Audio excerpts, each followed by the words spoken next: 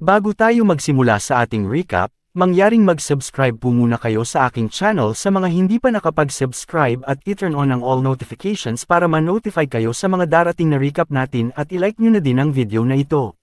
Maraming salamat. Masama ang mga injury na natamo ni Kafka nang mapuruhan siya sa isang kaiju sa nakaraang episode. Ipinapa-activate na sana ang kanyang armor ng Vice Captain pero ayaw niyang pumayag at gagawin daw niya lahat para makasurvive sa final test. Pilit na tumatayo si Kafka at ipinapakita niya kay Ichikawa na kaya pa daw niyang tumayo. Sabi naman ng Vice Captain, kung choice mo talagang magpatuloy sa final test, pag nanganganib ang iyong buhay, ipapa-activate niya ang armor kaagad. Sabi naman ni Kafka kay Ichikawa na dapat magpatuloy si Ichikawa daw ng mag-isa kasi may kasunduan sila na kapag may nangyari sa kanya. Pero nakapagdesisyon si Ichikawa na tutulungan niya si Kafka at gagawin nilang dalawa ang lahat para sa final test. Nagkasundo na ang dalawa at kinarga ni Ichikawa si Kafka para suportahan ang kanilang mga kasamahan.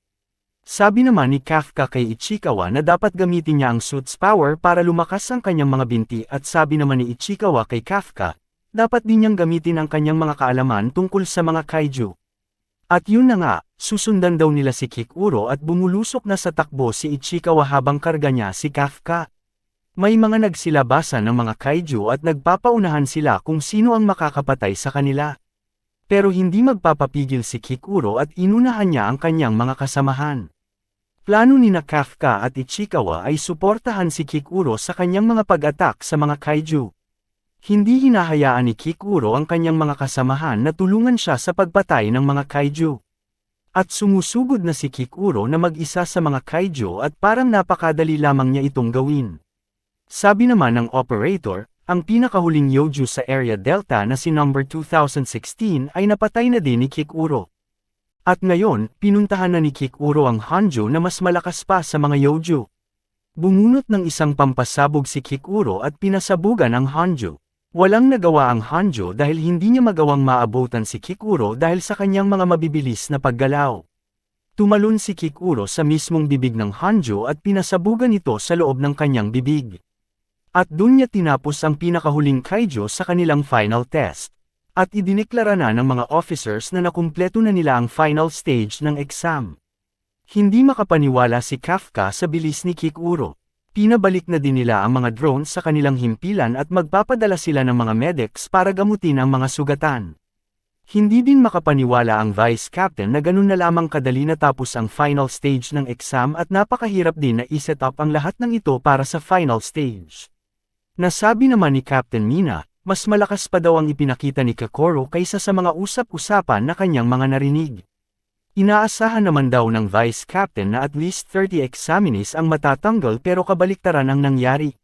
Walang natanggal at kaunti lang ang may injuries sa kanila at halatang dahil kay Kokoro yun.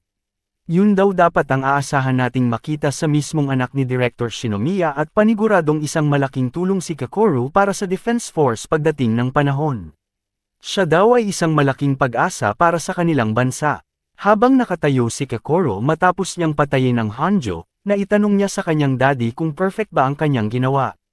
Oras na daw na bumalik sa kanyang mga kasamahan at pagtatawanan na naman daw niya si Kafka sa pang-apat na pagkakataon. Papaalis na sana si Kokoro sa lugar, biglang may isang kakaibang nilalang ang nagpakita sa kanyang likuran. Sa hindi niya inaasahan, inatake siya bigla ng isang misteryosong nilalang at tinamaan siya sa kanyang dibdib.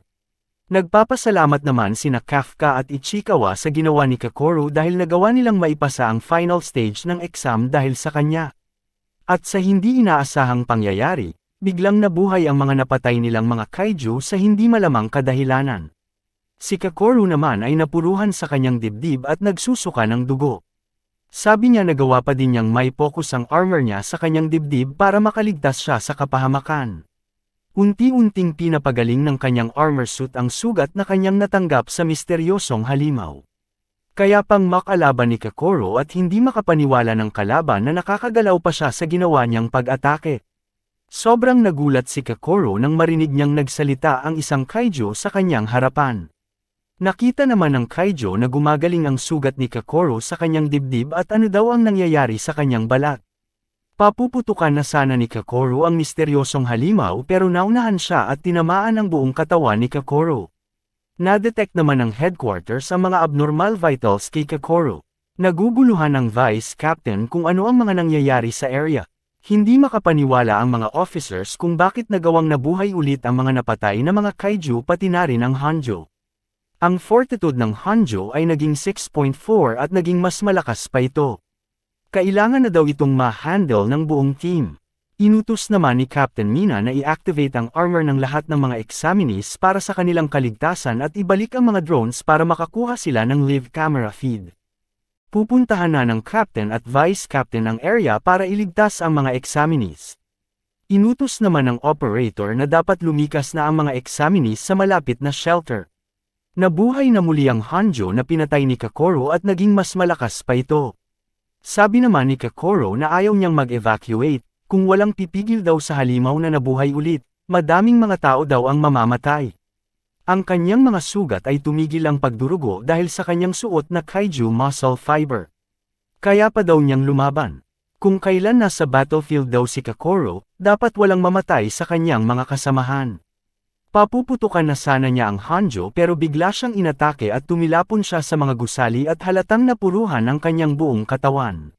Di pa din sumusuko si Kokoro at pilit niyang pinatamaan ang Hanjo pero tinamaan ulit siya at ang isa niyang braso ay nabali. Hindi na kayang makahawak ng baril si Kokoro at tumubo ulit ang pinutol na sungay ng Hanjo. Dumating ang mga drones para magbigay ng live camera feed sa mga officers at nakita nila si Kokoro na malapit sa Hanjo. Nag-iipon ng energy ang Hanjo para atakihin si Kokoro pero ang Captain at Vice Captain ay hindi pa nakakapasok sa area. Hindi nila alam kung maabutan pa nila si Kokoro at mailigtas ang kanyang buhay. Si Kokoro ay napaluhod na lamang at nawalan na ng pag-asa sa kanyang sarili. Ito na ba daw ang kanyang kamatayan at humihingi siya ng kapatawaran sa kanyang daddy habang ang Hanjo ay malapit ng umatake gamit ang naipon niyang malakas na energy sa kanyang mga sungay.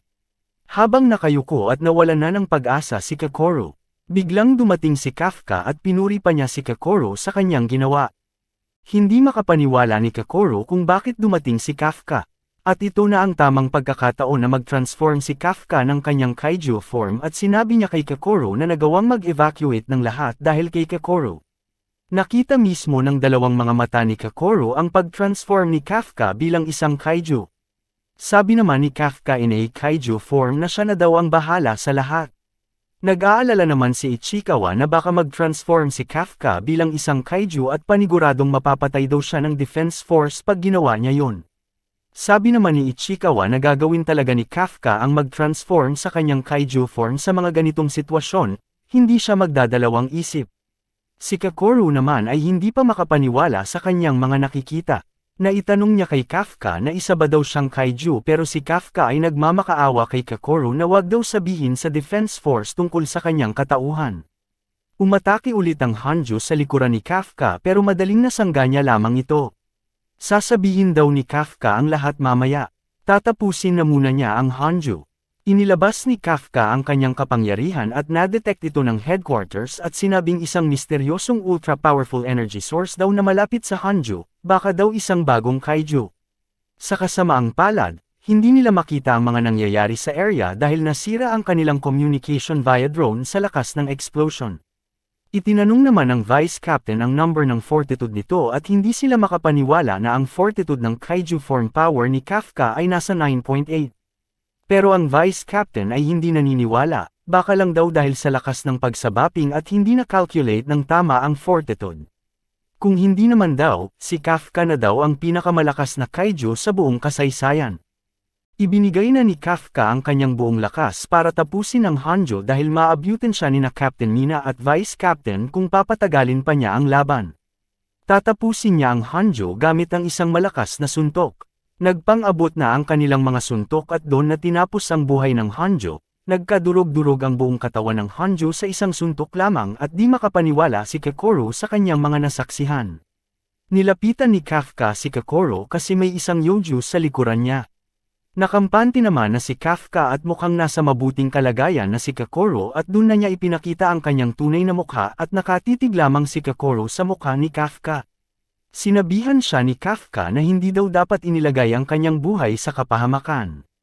At biglang dumating si Ichikawa at pinagalitan niya si Kafka dahil ginawa niya talaga ang pag-transform bilang kaiju sa lugar pa mismo ng Defense Force. Sabi naman ni Kafka na inisip niya nung una na i-transform lang ang ilang parte ng kanyang katawan pero nung makita niya daw ang Hanjo, kailangan niya talagang mag-fully transform. Habang nagtatalo ang dalawa, si Kakoru naman ay biglang nahimete sa kanilang likuran. Dumating na din sina Captain Mina at Vice Captain Hoshina sa lugar ng pinangyarihan. Nagtataka na naman sila kung anong klaseng nilalang daw ang kayang may gawa sa katawan ng Hanjo. Dumating na sina Shinomiya, Ichikawa at Kafka sa Shelter 6 at hindi makapaniwala ni Captain Mina na ligtas silang tatlo. Sabi naman ng Vice Captain na inaamin naman niya na malakas si Kakoru pero hindi daw niya kayang gawin ang pagpatay sa muling nabuhay na kaiju at ito pa ang kinahinatnan. Napagtanto nila na sobrang dami pa ang kanilang hindi kayang maintindihan. Balik naman daw si Kafka sa ospital at sabi ni Ichikawa na si Kakoru ay ginagamot gamit ang pinakamagaling na tech ng Defense Force. Nagreklamo naman si Kafka kung bakit si Kakoru ay doon ginagamot ba't hindi din daw siya doon. Habang nag-uusap sina Kafka at Ichikawa, nagtatago at nakikinig lang pala si Mina sa kanila at lumabas siya at pinasalamatan niya si Ichikawa sa pagligtas niya kay Kakoru at umalis siya nang hindi man lang kinausap si Kafka na kanyang childhood friend. Si Kafka naman ay nakapagdesisyon din na kakausapin na lamang niya ang kanyang childhood friend na si Mina pag naging officer na daw siya sa Defense Force. Sa kabilang banda naman, si Kakoru ay kasalukuyang ginagamot gamit ang pinakamagaling na tech ng Defense Force. Kinausap siya ng Vice Captain at sinabi na pinatay na nila ang lahat ng mga kaiju na nabuhay ulit at sa kabutihang palad, walang namatay sa mga examinees at pinasalamatan si Kakoru sa pagpatay sa Hanjo. Biglang naitanong ng Vice Captain kung hindi ba yun ang tunay na nangyari. Naalala ni Kakoru si Kafka at huwag daw sasabihin sa Defense Force na si Kafka ay isang kaiju. At inangkin naman na ni Kakoru na siya talaga ang nagpatay sa Hanjo para hindi mabulgar ang tunay na pagkatao ni Kafka. At dito nagtapos ang nakaka-intense na final exam ni Kafka at iba pang mga examinees laban ang mga kaiju.